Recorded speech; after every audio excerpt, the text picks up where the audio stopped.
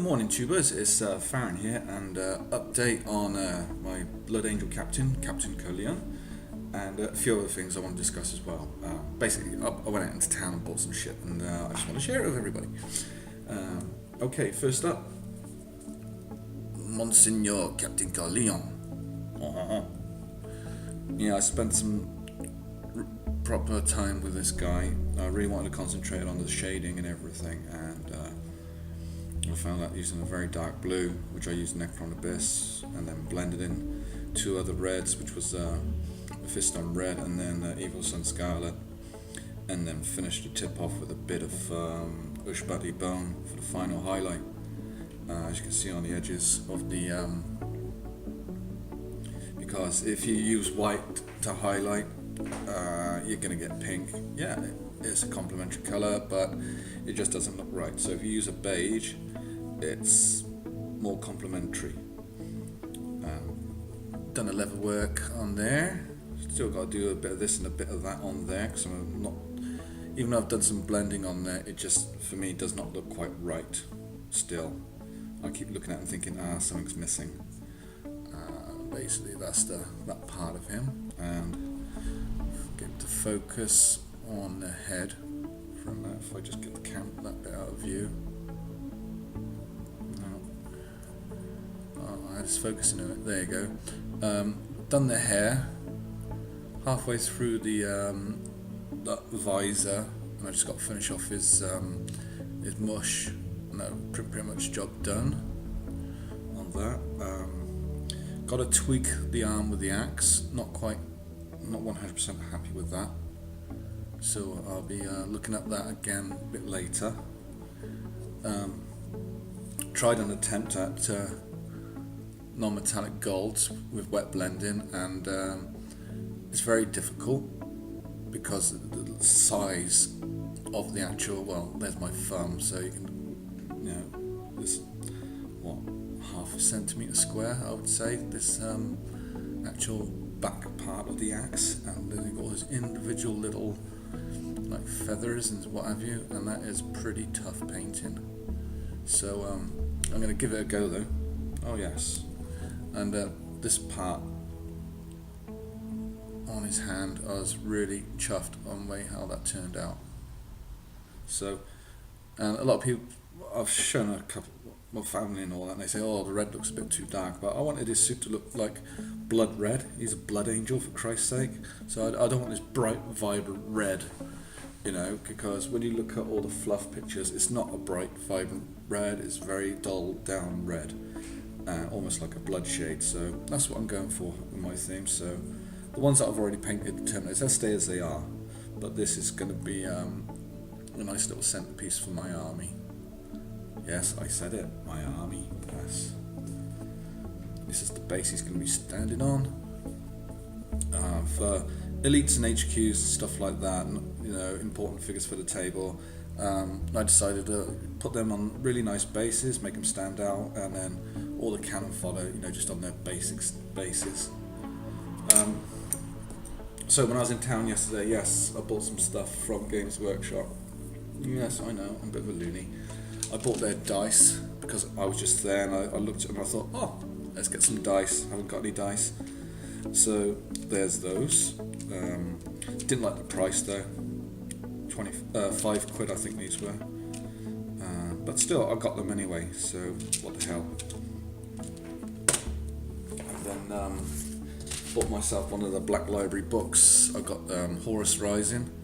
I've already started reading that. I'm on like 3 chapters, gone through 3 chapters already last night. But yeah, you can't put it down once you get into it. It is really good reading, and it got a really nice cover art there, and it's really high gloss, really top quality. $8.99 that is, value for money. Well, the reading's brilliant, and to be honest with you, yeah, good value for money, and it's nicely binded as well, which makes a change. So yeah, there you go, all the Horus Rising, and this is a set 3 books, so I'm trying out the first one. It looks like I am going to buy the other 2, because this story is it really does captivate you, and you do get actually sucked into the world of Warhammer, of the Horus Heresy. in the 31st century, and it is very, very good. It's not just about the Space Marines twatting everything inside. You got these characters called remembrances. They're people like human tape recorders. You know, they record everything to record events. But it's things like that. Other characters, very in depth, and it helps put a picture in your mind. It's that well written of how the action's taken place when you do come to a part of action. And there has in the first 3 chapters there has been a lot of action. I've got to take my hat off to Dan for that, the author, Dan Abnett, and very, very, it just sucks you in. It's a good story, it really is. I can see what all the fuss is about now. And it even says here, the New York Times best-selling novel series, you know, it says it already, doesn't it? And then I've abandoned the airbrush, like I said, because, well, I'm going to fix it and I'm going to flog it. I've had enough of it. I've gone back to spray primer, so I got some Chaos Black because I needed it, because I've run out of primer anyway, because this primer, well look, that's how much I got left. It's about just a little lick and that's it. And yesterday I bought a codex. Yes, a codex. I am going to play.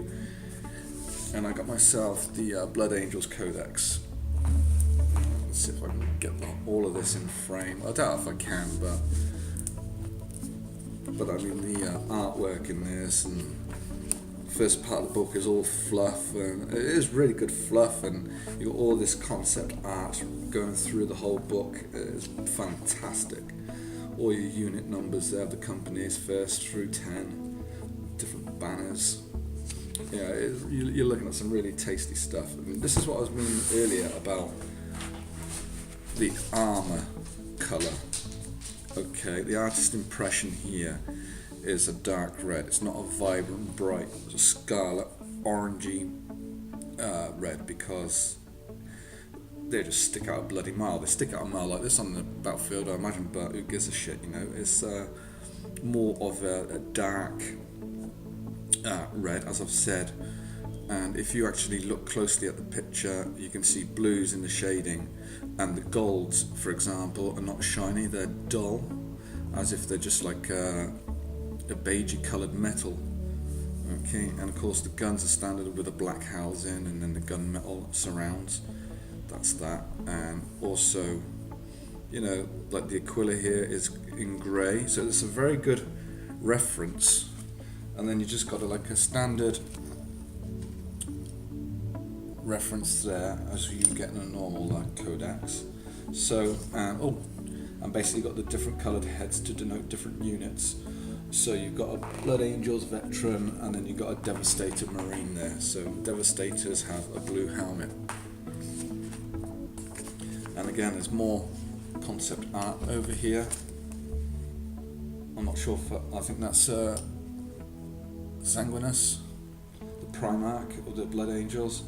The artwork in there is just absolutely fantastic, and it looks like these guys are like going through a ritual of some sort, but the artwork is just astounding. I mean, I'd love to draw like that, I really would, but I'll paint instead. But yeah, the codex is like any other codex. You go through and then you get all the fluff on the different weapons, and then you got more concept art over here and over here. So, oh come on, fam. So there you go. And then it's like company markings on the kneecaps there, which denotes a different company. So this has opened my eyes a bit, because it's showing you all the different units. This one I like, which is like half black, half red. That's pretty cool. I like that. That's the Sanguine, Angelic Sanguine. So yeah, very impressed with the book. It has a hefty price tag of £30, but for what you get in there, I mean, lots of eye candy, more eye candy, more eye candy, more eye candy, and it just keeps going on and on until you get to this part where this is where all your points are accumulated to make up your armies. And then you got all your stats on your different units.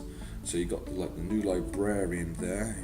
There's a captain, but the librarian, he's the new plastic model, and I almost bought him yesterday, but I'm glad I didn't, because he costs £18. So I thought to myself, if I was going to buy that, I might as well put 12 quid towards a codex, because I need a codex, because I want to start learning to play this game. I'm just going to put this up a bit higher so we can. That's better. That's better-ish. Try and get that in the frame, honey. Yeah, so look, here we go. So all the units. I mean, you got Tico or Tycho. You know, where he got his psychic damage, where he was actually psyched out. His face was all disfigured on one side. But when they took the mask off, they found that there was no deformed face. It was all normal. That's when he was dead. And then you got Mephiston, Librarian Dreadnought. This story is pretty cool, man. He actually got through the Black Rage. He survived. It is a flaw in their gene seed. Like when Sanguinary was slain. I've forgotten who he got slain by now. I forgot. But anyway, he got killed. They witnessed their Primarch being slain, and that memory has stuck in the entire legion of the chapter of the the Blood Angels. And when they get this Black Rage, it's like sorrow and misery. But when they go into battle, you know, it just takes over them, and the only way they can be cured of the Black Rage is death. But Mephiston, somehow, he survived it, because he got ambushed, a load of rubble landed on top of him, and he was going through the rage at the time, and boom, he came out normal. He survived the rage. Dun dun dun. Oh, he's a dark fella, this one. He is basically their Grim Reaper. When, what the... Did I ask you to... How did I do that? Thank you. My camera's never done that before. Oh. And then you got Mephiston. He's Mephiston, duh. Get it right. Astaroth the Grim, Redeemer of the Lost. So basically the ones that are going through the rage, he's the one who goes out there, finds them, and basically puts them out of their misery. Hits the colour of his skin, his black wings. He's basically like an angel of death. So you can appreciate his role. But he's also very well respected in the chapter. And then of course you've got the Keeper of the Red Grail, Brother Corbulo. And then you got Sanguinary Priest on the other side here. Very nice looking miniatures, I must say. Battlescape, Tech Marine. And you've got tactical squads, and you've got a chaplain over here. There's one of the chaplains, they actually, I think it's this dude here, they keep him in stasis because he actually can control his rage. He can actually sort of like get hyped up, get the rage, twat everything on the battlefield, and then he'll calm down, and then they'll put him back into the stasis and until they need him again. So that's his role in the game. And then you got the Sanguinary Guard over here. They look really nice. I might get a unit of those. And then you've got all your dreadnoughts now. So you've got your different dreadnoughts all along here. Then your Terminator squads. So you've got your normal combat squad there, your close melee squad there. 200 points per unit. And then you've got the Veteran Stern Guard, Vanguard. And then you got your Rhino and Razorbacks, and then you got your drop pods, land speeders, assault squad, squad bikes, more bikes, and then the gunships, and then we come over to the Predator tanks, and then the Vindicators, and then the Land Raiders, Whirlwinds, boom. This goes on, and Gabriel Seth and Commander Dante. I've got that miniature to paint. And then a bit more eye candy on the battlefield there of all the units together, which looks really cool. It's really nice. And a huge battlescape there. My god, this is a long video, 15 minutes. Right, so yeah, then there's basically all the bits and bobs about statistics, etc. What this does, what that does, rules, special rules, boom, boom. So yeah, that's my purchases that I done yesterday. So I'm very happy with them, and the fluff is brilliant. Been really enjoying reading the fluff on that, and I've been also enjoyed reading this Horus Rising. So when I finish that book, I'll most probably get the second book, and so on and so forth. That's my dog playing on the floor. So yeah, happy days, very happy, and I'm very happy to be knowing that I'm going to start playing this game. I might actually just take my unpainted miniatures with me and try a battle. Why not? You know, I don't give a shit. There'll be a couple of ones on there painted, so people can see that I do paint my minis. Right, that's enough of me rambling on and on and on and on. I know this codex was released a couple of months ago, but for me this is a big deal, because before I was saying I'm a painter only, I don't play the game, I don't get involved in the fluff. That's why in my previous video I said I've gone to the dark side, because I've got the books and I'm absolutely enjoying, you know, things about it. So happy days for me. And I just hope that it goes all well and I don't get bored and think, oh, I wasted all this money. Oh, come on then, Khan, up you come. Right, Khan wants to join the video, so here he is. Say hello, Khan. Say hello, look over there. Say hello. Now he's camera shy. Oh God, you big lump. Oh. Anyway, guys, thank you very much for watching, and please remember to like, comment, and subscribe. And just to let you know what Craig is doing, Craig from Terrain Direct, he's actually asking people for help to help make an army for his godson Jake, who is in hospital suffering with leukemia cancer. So you still got my support, Craig, and wish Jake the very best. And I also heard that you told me that he's responding well, which is fantastic news, and our prayers are with you, mate. Alright, all the best. All the best to all you subscribers out there. Thank you very much for watching, and I'll see you all in the next video. Bye for now.